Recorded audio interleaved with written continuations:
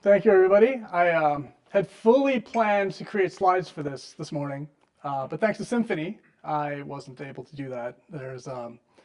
We'll get into it later. Um, anyway, the reason that I wanted to give this talk was because I've iterated a lot over the years on my method for creating local and test data for my projects. In some cases, I pull down and anonymize production data for local development, but then that doesn't work really well in test because the data set's huge. In other cases, I've done the build seeders and kind of run a seeder, build the whole world in the seeder, and then that can really kind of slow down the tests. And then more recently, I started really just kind of building up the data that I need for each test as part of the setup of the test.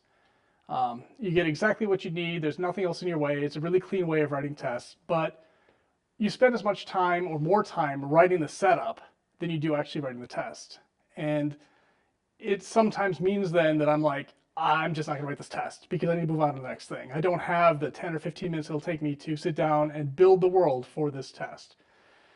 So I reached out on Twitter when I first, presented the idea of this talk, and asked people, what their approach is. And it seems like kind of a, almost a 50-50 split between like we're going to use seeders and we're going to build for, each individual test. And I got some good feedback, even from some people in this room, kind of expanding on, which they choose and why they choose it. And I'm here tonight to kind of present a third way. This is a new thing it's evolving. I'm iterating on it. I've even made some changes today to the setup to kind of simplify things. And I kind of have named this philosophy "Build the World Once." So at its core, what I'm doing is I'm creating all of the data that I need for local development and testing one time. And because I'm using SQLite, and it's a good fit for this particular application because the application in production will use SQLite. So it's not like I'm, testing in one database using another.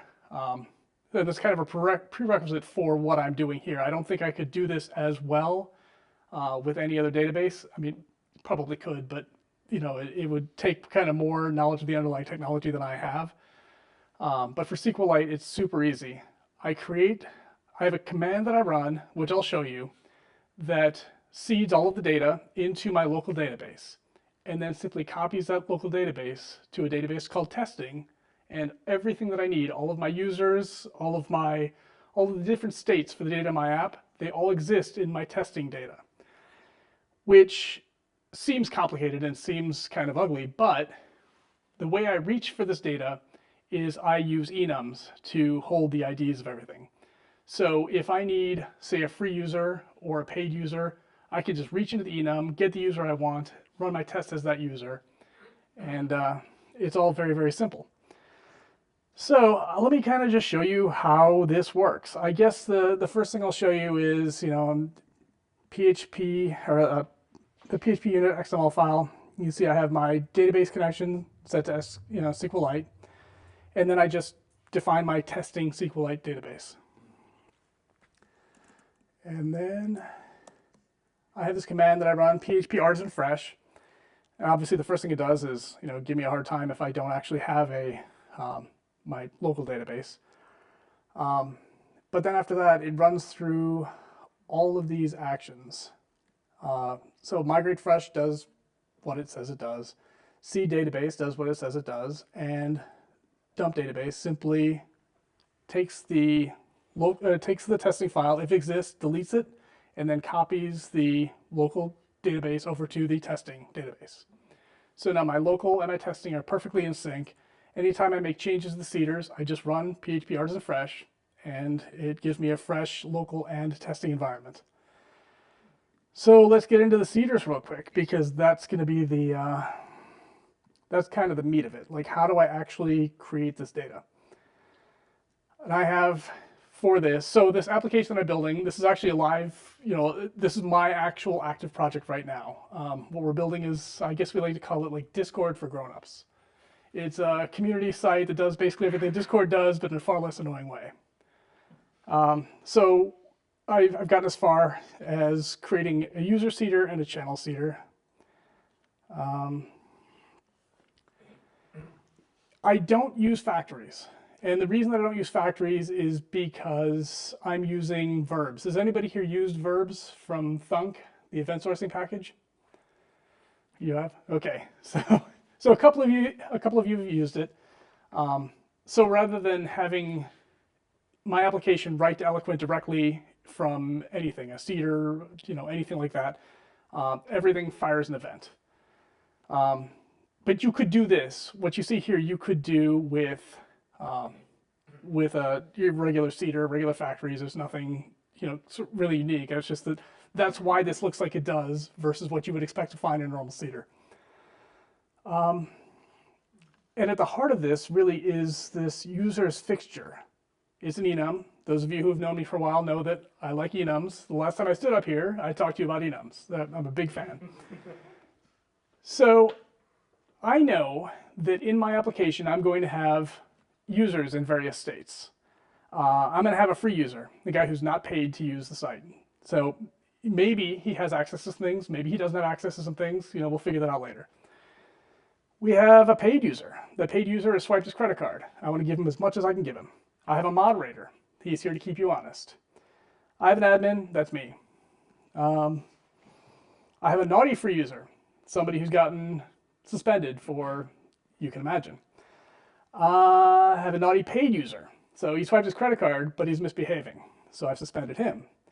And I have a limited free user, and then a limited paid user. And these limited users they did something kind of naughty. I'm just going to shut them down for a week or whatever. Their account is in a limited state. Maybe it's read-only. I haven't really thought through that much so far, but just what I know of these community sites and social networks and stuff like that, these are kind of the states that you can have a user in. And so since I know that much about the world, I've built that much of the world. So you'll notice in this user seeder, I do this, case data, case name. This is what I'm using this with data attribute for.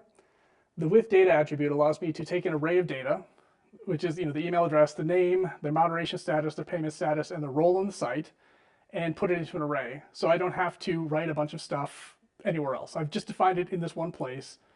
I won't show you, unless there's a lot of interest in this among the entire group, the actual attribute and then the trait that powers it. If anybody's interested in this and wants to talk to me afterwards, I'll happily walk you through how this works. But yeah, so what this allows me to do then is I can fire this event, and this event will create each one of these users in the database, and it creates a user state. I've done the same thing now for channels. The difference with channels is I don't have a channel model. I don't have channels in the database because I'm building this thing state first. I'm building all of the states for this application, and then as I do that, the shape of the data will kind of reveal itself. And I'll know what the right models are and the right migrations for those models. So this allows me to be super flexible and kind of build things out and change things without having to go, oh, now I have to write a migration to change this from an integer to a big integer. I need to do, I don't think about any of those things right now because I'm just throwing it all into verbs. They're all just state snapshots. So what else does it let me do? So I've talked about the testing data. But what are the ramifications of it being synchronized with local? One of the things that I can do is, where am I? I'm over here. I have this page that is right now the default landing page. I'm not an idiot. This only works on local. So if I were to deploy this to production for some reason, you couldn't just log in, be an admin. So this is restricted to only working on local. Using the same data from that enum, I present myself this page. So I can see the name of the user, their role, they're either a user, a moderator, or an admin, their email address, this is their ID, which I dumped out and meant to delete earlier, but I was having a little trouble with something, so that's why that's on the page. That will go away. Their payment status and their moderation status, and now I can log in as any one of them. Because what's important to me is not only does the test pass, but do they see what they expect to see? So now, because I have all of these users in all of these states, if I want to see Is a suspended user actually getting an alert that says that they're suspended? What does that look like? I can write my test that demonstrates that yes, the suspension message is on the page, but is it in the right place? Now I can very quickly and easily click on that and get to it. Now these enums will become plentiful and they'll become very large as I build them out, but you just kind of do it as you go. And as you realize, I need this thing in this state because I need to write this test. I also know that I'm going to need it locally. So I do that work, I run PHP Artisan Fresh, and I have the data. So now let's take a quick look at what my tests actually look like, because obviously they're going to be a little different because I'm not setting up the world, I'm not running a seeder. Oh, another thing that I should probably show you is in, so it'll be in tests, pest.php. Because I'm writing everything to the test SQLite database at the very beginning, I don't want to run migrations or anything like that. So I just use database transactions, which means that the transaction just gets rolled back, and so everything's really snappy, and I'm not actually doing any damage to the data that I wrote to my testing database when I ran PHP Artisan Fresh. With that, we can get into some of the tests. Oh, here's a fun little side note about this app. The app directory is empty, and this is something else that I do, and one of these days I might give a talk on this specifically. I use InterNACHI modular to keep everything in a modular structure. And in fact, the most recent app that I completed and sent out to production app is completely empty. Here it exists because we're using Jetstream, and there are some things on the back end of Jetstream that are hard-coded to use app models. And so because they're hard-coded in Jetstream, I have simply extended what I did. So again, I normally preface my talks with, I'm not saying that you should do this, but you can. And so I'm just going to go back to that again. Like, I find for me, this works really well. Not everybody is going to want to have an empty app directory. It kind of does violate the whole do things the Laravel way. So I have channels in here. And in channels, I have some tests. And I have this. This is the test that I ran on and again, because I'm only writing at this point events and states, that's really all I'm doing tests for. I'm writing tests for all of my events, just to make sure that the states get updated the way I want them to, and that the permissions are correct. So in this test, I'm acting as the user. So test acting as users fixture admin get. Get doesn't actually exist on Enums, as I'm sure you know. But if we go into here, I have this database record enum, which provides get. So this just does, each one of the enums that uses this trait has to have a model name constant on it, and just uses that model name then to find the value based on find the record based on the value of the enum case that's being passed in. So back to create channel tests. So now this means that I'm acting as the admin, and the admin has the ability, obviously, because he's an admin, has the ability to create a channel. And so I'm expecting that a channel state is created. This is an instance of channel state, and I'm asserting that the name is correct and the channel is correct. Without getting into verbs, this is basically how you would load a state. So you have the ID of the record, and you just do whatever state load and the ID, and that pulls up the state. Now, if you're not logged in, obviously you can't create a channel. So I throw a not authorized exception, and I do the same thing down here if you're any other user. So basically I just take a collection of the cases, I filter out the admin, and make that my data set, and just run the test and assert that we're going to throw an authorization exception. Let's see, what else is important to show you guys?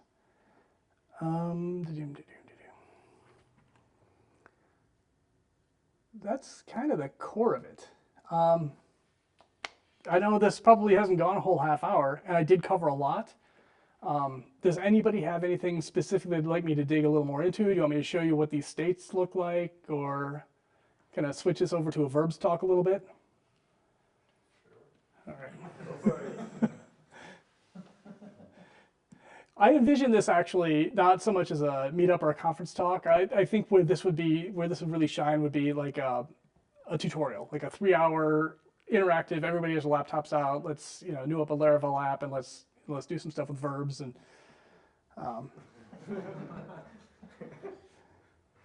So here's our channel created. And so when you run an event fire, what happens is obviously you have to pass in all of these. Let's see, I'll go back to here. You see, so I'm passing it a channel ID, a name, and a type, and those are all the public properties that are sitting here in this event. When I run apply, what this does is it applies the data to the state. The state gets stored to the database in a snapshots table. So all of my events are stored in an events table. All of my states are stored in a snapshots table. When I run commit, anything that's in the handle method gets run. Now, when I have my migrations and my models done, and I actually want to store this channel to the database, that's where I would put that. I would put, I'd have like channel create in the handle method. And when you run commit, you can either run commit separately, or you can leave it out entirely, and it'll just happen automatically at application teardown. Whenever you're doing anything with testing, obviously you want to commit immediately so that you can reach back in and see if it's there. But when you run commit, that's when, whatever database side effect or any, big side effect you want, you put that in a handle, it runs on commit. And the state looks like this. So it just has a bunch of public properties, and these public properties get saved on the state. Whenever you update them, obviously they get updated. I have, when users get added to a channel, their ID gets added to this array here on the state, and then I can get the user state of all the users in there as a collection with this method. Which means that, again, I don't have to write a bunch of extra stuff to the database. I don't even have to, and I may not, write a table that will hold a channel ID and a user ID to maintain the knowledge of whether a user exists or has been added to or joined a channel. I can rely on the state for that.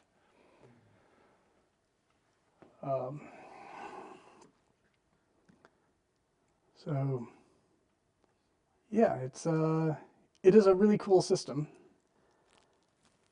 Really felt like this was going to take longer. Did I talk really fast? Question. One question, like you just mentioned. Wait, need a microphone. One question, you just mentioned user IDs, so you don't have to set up like a user relationship on a channel using verbs, or No.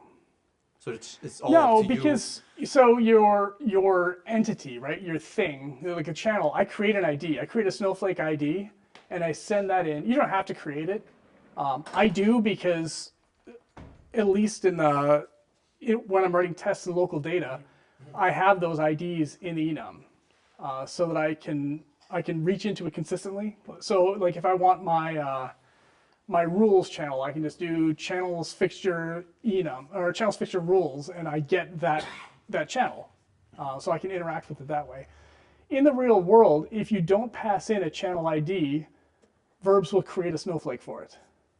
And so, yeah, everything has an ID from that perspective. I talked to Chris Morell and Daniel Colburn, who wrote verbs while I was at Laracon several times about just different things that I was experimenting with, because that's when I was really kind of getting into verbs, was while I was at Laracon.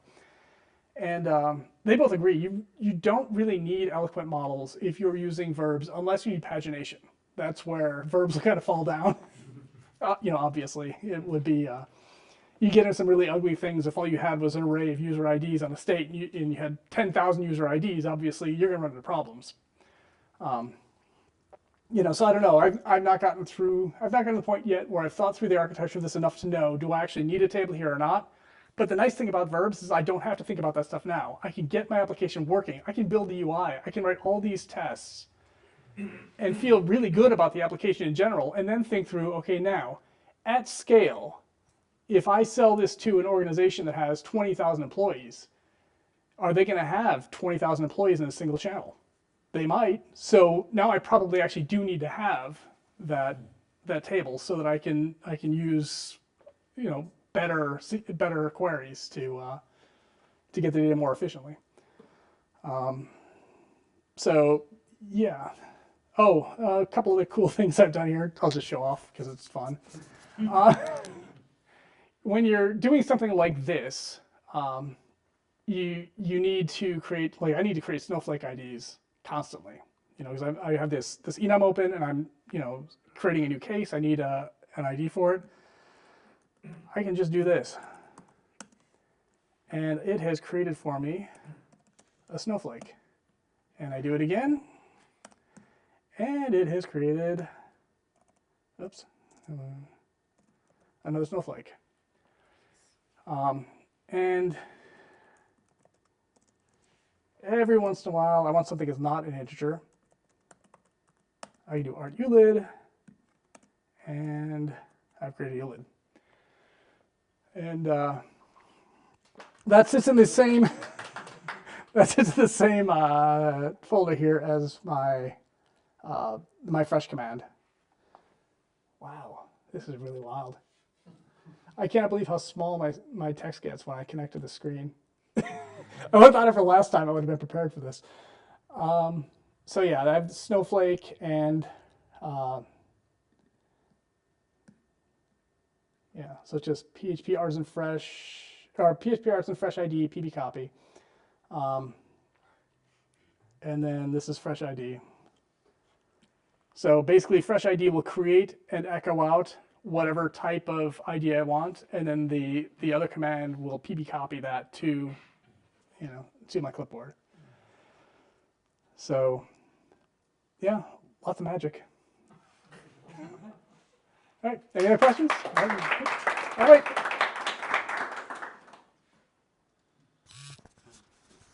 How much did your efficiency increase? It's like anything else, right? My efficiency went way down for a couple of weeks as I forced myself to kind of learn this new paradigm. But this time it's really, really paid off. You look at the code base, if you were to sit down and look through here and see all that's been accomplished, I newed up this repo. Actually, I can show you because I've been taking copious notes as I've done this. 9/23, so the 23rd of this month, I typed in Laravel new, and this is what I've done since. Just 4 days ago. Yeah. So, I keep, as I work, I keep a daily note of everything that I'm doing in here. And yeah, so you can get a lot done very quickly when working this way. Also, if you are like me and just get over-caffeinated and hyper-focused, that helps too. I don't necessarily recommend it, but it works. So anyway, anyone else? Any other questions? Are we? Yes. Yeah, just in general, you would recommend this approach to, say, like do some rapid prototyping, or actually dive right into a productive app that you're building, or what's the use case to this approach? So in this case, this is going to be a real production app. It's actually going to be the end product is going to be a commercially available Laravel package. So it'll be something that you'll be able to pull into your own Laravel app. It'll also be a managed service that we're going to run. And this works because of a few things. First, it's a greenfield app. You couldn't start doing this in the middle of a project that has, a whole bunch of other stuff. Like you're kind of stuck with whatever workflow you started with, in some ways.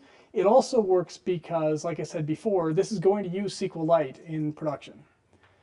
So I can feel confident that my tests are testing against, a similar technology. So I'm not, If I were going to be using Postgres in production, I might think differently about this. I might not.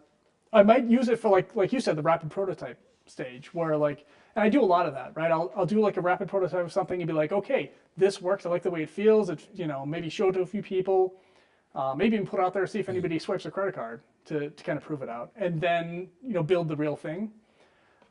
In this case, I'm just building the real thing. But again, it's like anything else. I'm not saying that this is the right way to build apps. I'm saying that it might be the right way to build an app. I think that, yeah, rapid prototyping is a great use case for it just in general. Thanks. Anyone? If anybody wants to dig into any of this stuff deeper, you know, stuff that wouldn't be so exciting from stage, feel free to grab me after this or reach out to me privately. I'm happy to get on a pair with anybody, go over any of this stuff and kind of show you what I'm up to. But thanks for having me.